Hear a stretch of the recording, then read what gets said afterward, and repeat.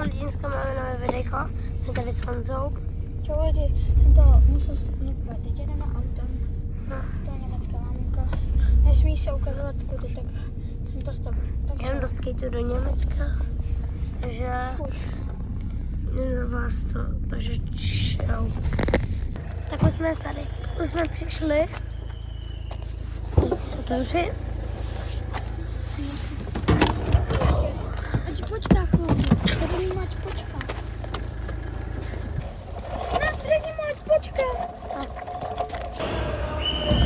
Tak už jsme tady.